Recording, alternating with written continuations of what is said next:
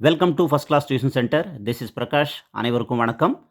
இந்த கிளாஸில் நம்ம பார்க்க போகிறது 10th சயின்ஸ் அறிவியல். அதில் பயாலஜி உயிரியல் பார்க்க போகிறோம். ஏற்கனவே ஃபிசிக்ஸ், கெமிஸ்ட்ரி, இயற்பியல், வேதியியல் ஏற்கனவே முக்கிய வினாக்கள் எல்லாமே நான் கொடுத்துருந்தேன்.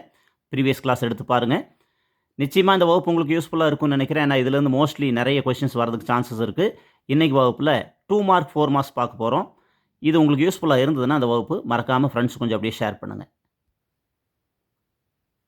உயிரியல் முக்கிய வினாக்கள் அறிவியல் 10ஆம் வகுப்பு.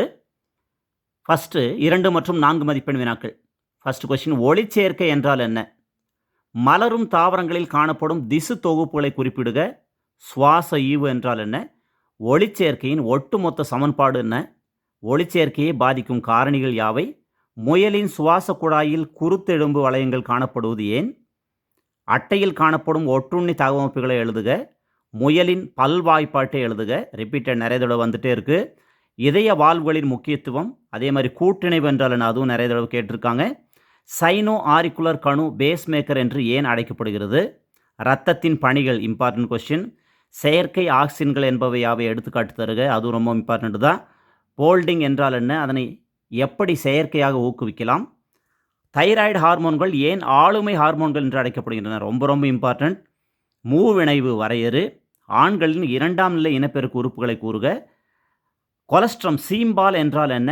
பால் உற்பத்தியானது ஹார்மோன்களால் எவ்வாறு ஒழுங்குபடுத்தப்படுகிறது?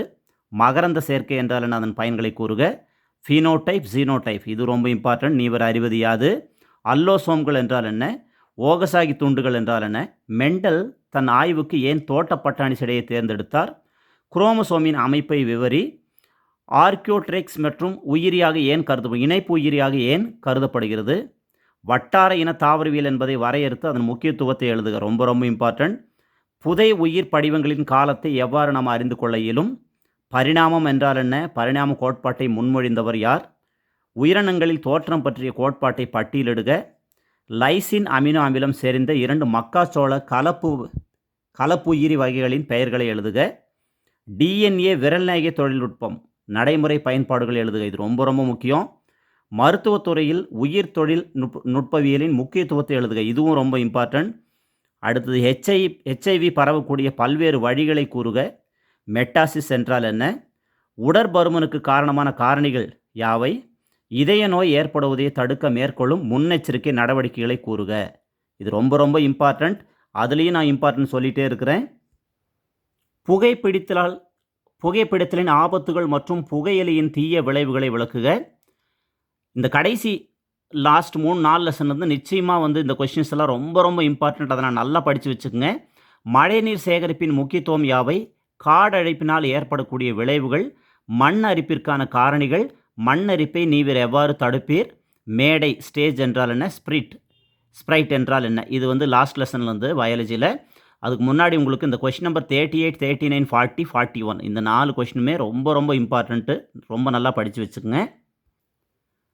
வேறுபடுத்துகாவில் உங்களுக்கு ஒருவித்தலை தாவரவேர் மற்றும் இருவித்தலை தாவரவேர், காற்றுள்ள சுவாசம் மற்றும் காற்றில்லா சுவாசம், தமனிகள் மற்றும் சிரைகள், இச்சை செயல் மற்றும் அனிச்சை செயல், நாளமுள்ள சுரப்பி மற்றும் நாளமில்லா சுரப்பி, புற்று செல் மற்றும் சாதாரண செல், ஒரு பண்பு கலப்பு மற்றும் இரு பண்பு கலப்பு, ஃபீனோடைப் மற்றும் ஜீனோடைப், உடல் செல் ஜீன் சிகிச்சை மற்றும் இனச்செல் ஜீன் சிகிச்சை, உட்கலப்பு மற்றும் வெளிக்கலப்பு, வகை 1 மற்றும் வகை 2 நீரழிவு நோய்கள், இது ரொம்ப ரொம்ப முக்கியமான கொஸ்டின். எல்லா தடவை ரிப்பீட்டட் நிறைய தடவை வந்திருக்கு. ஸோ இந்த 11 கொஸ்டின் வேறுபடுத்துகாவிலேருந்து உங்களுக்கு நிச்சயமாக ஒரு 2 மார்க் ஒரு 4 மார்க் வரலாம். இதுக்கு முன்னாடி நான் சொன்ன 43 கொஸ்டின்லேருந்து உங்களுக்கு 2 2 மார்க் 2 4 மார்க், அதாவது இந்த கொஸ்டின் பார்த்தாலே நீங்கள் மேக்ஸிமம் நீங்கள் அட்டன் பண்ணுறதுக்கான நிறைய சான்சஸ் இருக்குது. ஃபுல் மார்க் வாங்குறதுக்கு நிறைய வாய்ப்புகள் இருக்குது. ஸோ தவறாமல் பாருங்கள். உங்களுக்கு யூஸ்ஃபுல்லாக இருந்ததுன்னா மறக்காமல் ஃப்ரெண்ட்ஸுக்கு கொஞ்சம் அப்படியே ஷேர் பண்ணுங்கள். நம்ம சேனலுக்கு புதுசாக வந்திருந்தீங்கன்னா மறக்காமல் அப்படியே சப்ஸ்கிரைப் பண்ணிக்கோங்க. அடுத்த கிளாஸில் இன்னொரு டாப்பிக்கில் பார்க்குறேன். அது வரைக்கும் this is Prakash from first class tuition centre. நன்றி, வணக்கம்.